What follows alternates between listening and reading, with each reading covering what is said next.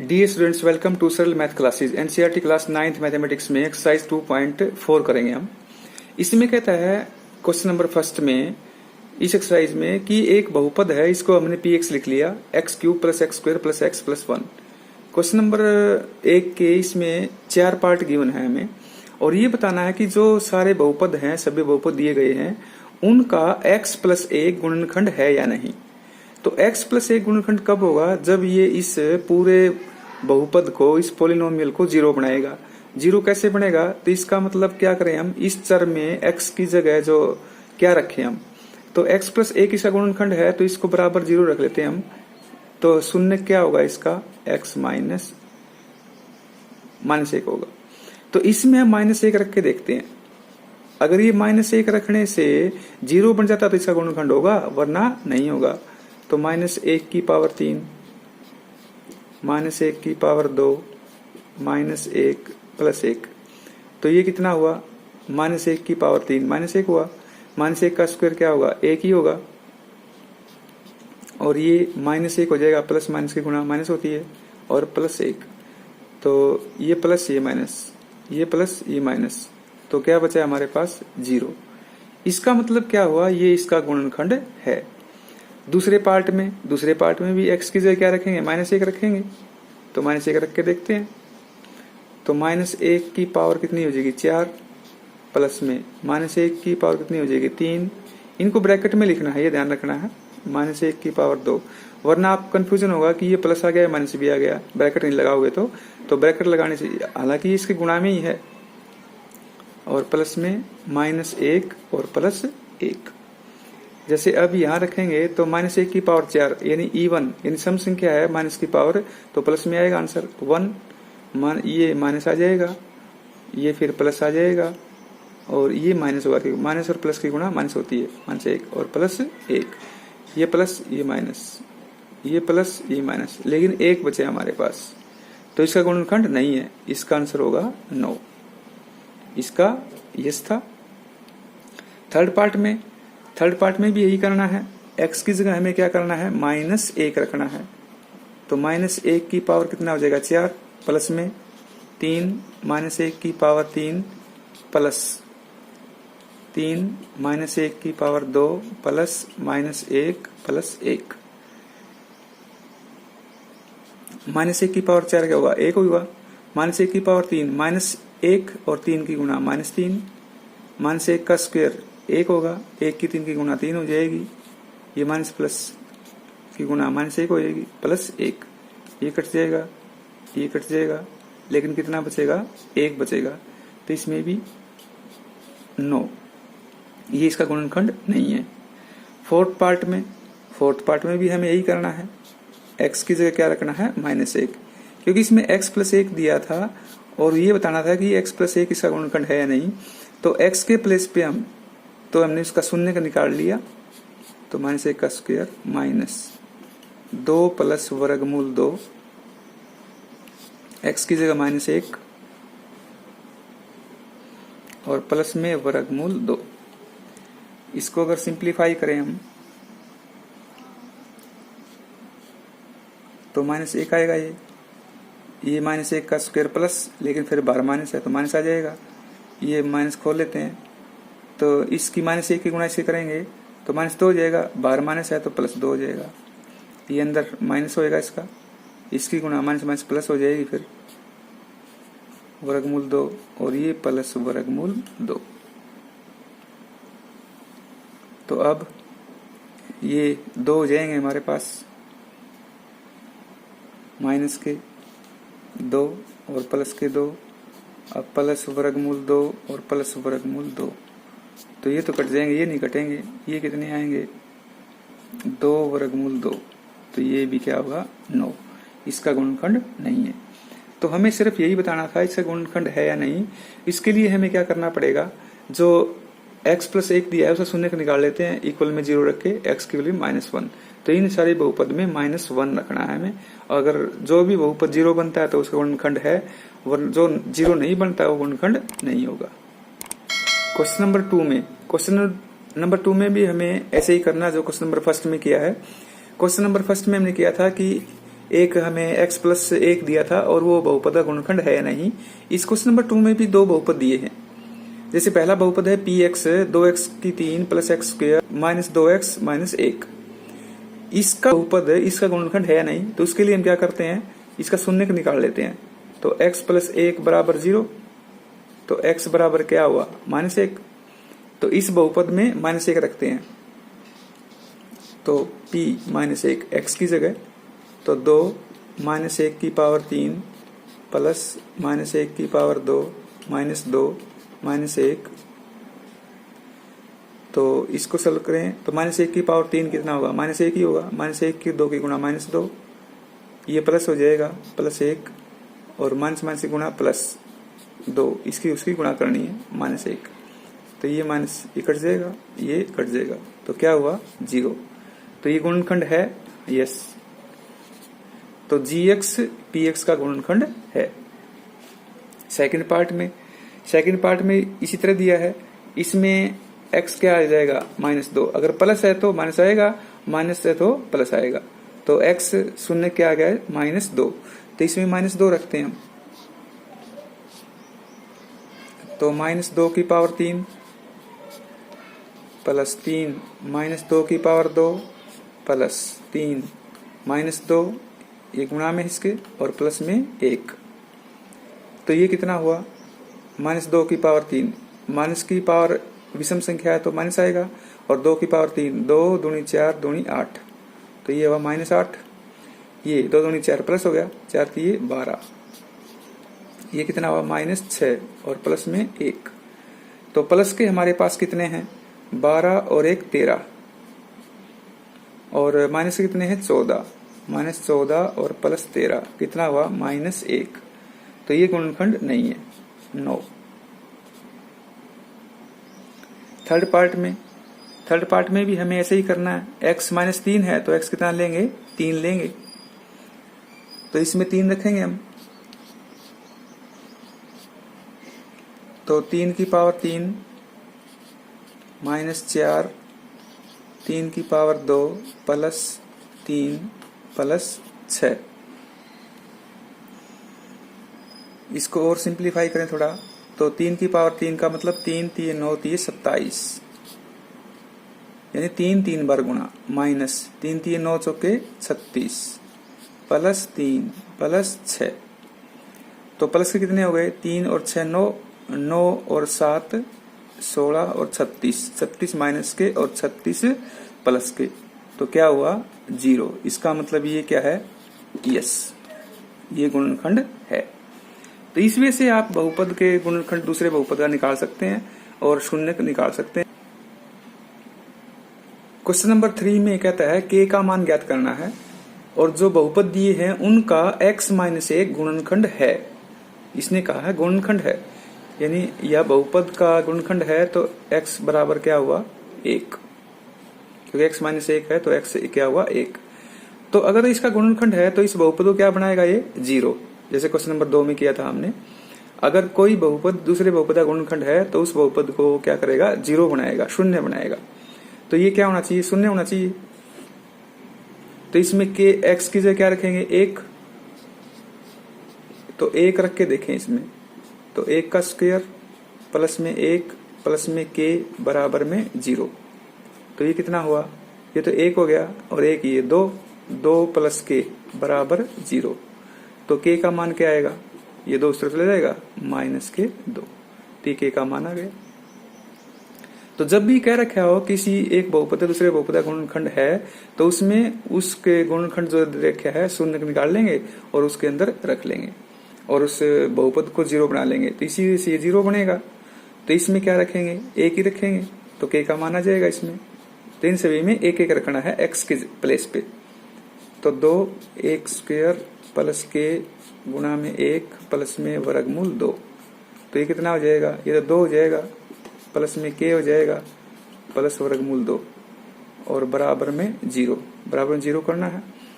तो k का मान क्या आना चाहिए हमारे पास, ये 2 भी उस तरफ जाएगा, वर्गमूल 2 भी, तो माइनस क्यों जाएंगे दोनों, तो -2 और माइनस वर्गमूल 2, तो ये k का मान आ जाएगा।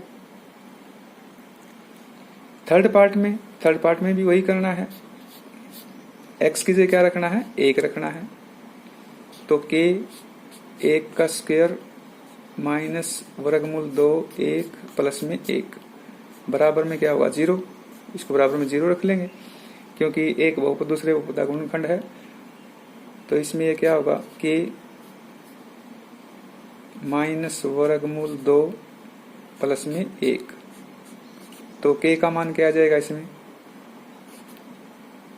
k का मान हमारे पास आना चाहिए इसमें वर्गमूल 2 माइनस 1। ये उस तरफ जाएगा और ये भी उस तरफ जाएगा। तो माइनस का वर्गमूल 2 था प्लस का हो जाएगा और प्लस का 1 था वहां जाके माइनस का हो जाएगा। तो ये k का मान आ जाएगा। फोर्थ पार्ट में भी यही करना है। तो फोर्थ पार्ट में अगर हम करते हैं तो x की जगह 1 रखेंगे तो k 1 की पावर 2 माइनस 3 गुणा में 1 प्लस में k। तो ये कितना हो जाएगा, बराबर में 0 जरूर करेंगे हम। तो ये क्या होना चाहिए हमारे पास, k माइनस 3 प्लस में k बराबर में 0। k हमारे पास हो गए 2। तो 2k माइनस 3 बराबर 0। तो k का मान यहां से क्या आएगा, ये 3 उस तरफ जाएगा प्लस का और 2 बटा में आ जाएगा। तो 3 बटा में 2 हो गया इसमें k का मान। तो क्वेश्चन नंबर जो 3 में है, इसमें एक बहुपद के गुणनखंड दिया था हमें x माइनस 1। तो सभी में x के प्लेस पे 1 रखना है। अगर x माइनस 1 दिया है, अगर x प्लस 1 दिया होता तो क्या रखते, माइनस 1। तो उसमें k का मान आ जाएगा हमारे पास, बराबर में 0 रखेंगे तो बहुपद को, क्योंकि एक बहुपद दूसरे बहुपद का गुणनखंड है तो एक बहुपद को 0 बना देगा वो। क्वेश्चन नंबर 4 में हमें गुणनखंड ज्ञात करने हैं। एक बहुपद दिया है तो गुणनखंड निकालने का सिंपल तरीका ये है कि जो आखिरी टर्म है बिना चर वाली वो, और जो एक्स स्क्वायर का गुणांक है वो 2 ले लेते हैं और उनकी कर लेते हैं गुणा। तो क्या हुआ, 12 एकम 12। तो हमें ऐसे फैक्टर करने हैं 12 के जिनकी गुणा तो 12 ही आए लेकिन जोड़ कितना आए, -7। कितना आए, -7। तो 12 के गुणनखंड क्या हो सकते हैं, 1 गुणा 12 भी हो सकते हैं, -1 गुणा में -12 भी हो सकते हैं, 2 गुणा में 6। तो इसमें माइनस वाले भी हो जाएंगे। तो आगे हम इसमें क्या करेंगे, 3 गुणा 4 माइनस के भी हो जाएंगे। अब हमें इन्हीं गुणनखंडों में से एक गुणनखंड ऐसा छांटना है जिनका जोड़ -7 आए और गुणा कितनी आए, 12। तो 1 और 12 ही गुणा तो 12 है, लेकिन जोड़े या घटाएं तो 7 तो आता ही नहीं है। इसी प्रकार 2 और 6 करें, गुणा तो आती है लेकिन जोड़ घटा करें तो 7 नहीं आता है। 3 और 4, 3 और चौके 12 और 3 और 4 7, ये हो सकता है। तो अब हमें ये देखना है कि लेना क्या है। ये है माइनस का, तो माइनस का 3 लेंगे, माइनस का 4 लेंगे, ये ध्यान रखना है। तो ये गुणनखंड हो जाएंगे। तो इसमें हो जाएंगे 12x की 2 -3x -4x प्लस में 1, ये हो जाएगा। तो 2 के हम फैक्टर कर लेंगे। अब इन दोनों में कॉमन आएगा कितना, 3x कॉमन आएगा, ये आ जाएगा हमारे पास 4x -1। इन दोनों में -1 कॉमन आएगा तो 4x -1। ये दोनों फैक्टर सेम होने चाहिए, तब आपका इसमें सॉल्यूशन सही होगा। तो 4x -1 और 3x -1, ये हमारे पास इसके गुणनखंड हो गए। इसी वजह से सेकंड पार्ट है। सेकंड पार्ट में भी हमें यही करना है। 2 की और 3 की गुणा कितनी होगी, 6।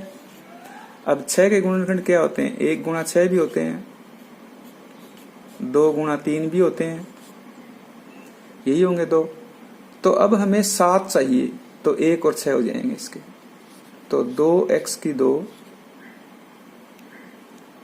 प्लस में x प्लस में 6x और प्लस में 3, इन दोनों से x कॉमन आएगा तो यहाँ क्या बच जाएगा, 2x प्लस 1। यहाँ से 3 कॉमन आएगा, 2x प्लस 1।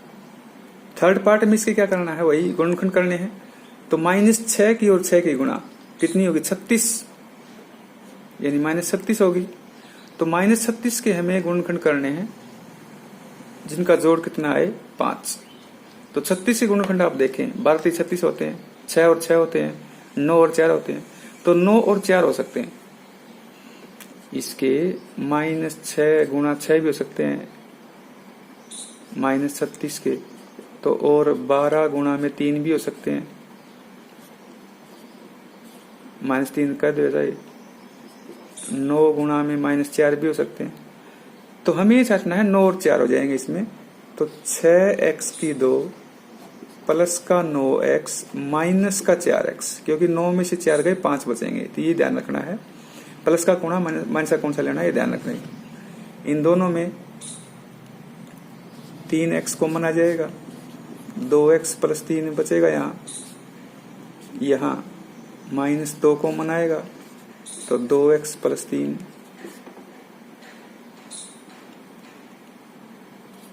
2x प्लस 3 एक गुणनखंड तो ये हो गया, और दूसरा गुणनखंड 3x माइनस 2 हो गया, तो ये इसके गुणनखंड हो गए। फोर्थ पार्ट में भी एज इट इज करना है ऐसे ही। फोर्थ पार्ट हमारा है 3 चौके 12, तो 12 के गुणनखंड करने हैं हमें, तो 3 और 4 ही होने चाहिए हमारे पास। तो 3x की 2 माइनस का 4x आ जाएगा और प्लस का 3x आ जाएगा, क्योंकि माइनस चाहिए हमें, और -4। यहाँ से x कॉमन आएगा केवल, तो 3x माइनस 4, यहाँ से +1 कॉमन आएगा, 3x माइनस 4। तो गुणनखंड क्या हुए हमारे पास, एक तो हो गया 3x माइनस 4,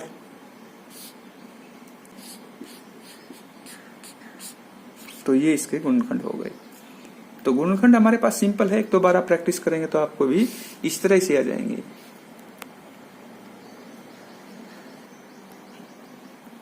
क्वेश्चन नंबर 5 में भी ऐसे ही करना, गुणनखंड करने हैं इसमें, लेकिन 4 पार्ट दिए हमें जो हम क्वेश्चन नंबर 4 में कर रहे थे। तो उसी वे से अगर इसको करें तो इसे गुणनखंड दे ही रखे हैं वैसे तो इसमें, जैसे x क्यूब है और x स्क्वायर है, तो यहाँ कॉमन क्या आएगा, x स्क्वायर कॉमन आ जाएगा, यहाँ x बचेगा -2, इन दोनों में कॉमन क्या आएगा, -1 आएगा, और x -2। तो इसके गुणनखंड तो सिंपल हो जाएंगे, x -2 और x स्क्वायर -1। इसके भी 2 गुणनखंड हो सकते हैं वैसे तो। इसके 2 गुणनखंड कैसे होंगे, x -2 है तो x प्लस 1 और x -1। क्वेश्चन नंबर 5 का सेकंड पार्ट आपके लिए डिफरेंट है। इसमें 4 पार्ट तो दिए हैं लेकिन कॉमन नहीं आता, इन दोनों में कॉमन आ जाएगा लेकिन दोनों में कॉमन फिर नहीं आएगा। तो उसके एक मेथड है हमारे पास, उसमें हम क्या करते हैं, पहले x इक्वल में 1 रख लेते हैं। 1 से अगर ये 0 बनता है तो इसका गुणनखंड क्या होगा, x -1। अगर -1 से 0 बनता है तो x प्लस 1 होगा, फिर उससे उसको डिवाइड करेंगे, फिर उसके हम गुणनखंड करेंगे।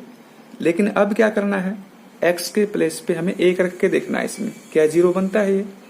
तो 1 का स्क्वायर, 1 का क्यूब माइनस 1 का स्क्वायर -1 -5, तो इसको रखें तो ये 1, ये -3 हुआ, ये -9 हुआ, ये -5, तो 9 और 3 12 और 5 17, और 1 क्या है प्लस का, कितना हुआ -16, तो ये बराबर तो 0 नहीं हुआ, तो इसका मतलब इसका गुणनखंड नहीं है ये। इसमें x बराबर -1 रख के देखते हैं, -1 से क्या 0 बनता है, तो -1 की पावर 3, -3, -1 का पावर 2, -9, -1, -5, तो ये तो माइनस ही आएगा, ये -3 आ जाएगा, ये +9 आ जाएगा, ये -5, तो 5 और 3 8 और एक 9 माइनस के और 9 प्लस के, तो ये तो 0 बन गया। तो इसका मतलब क्या हुआ, x प्लस 1 इस बहुपद का गुणनखंड है।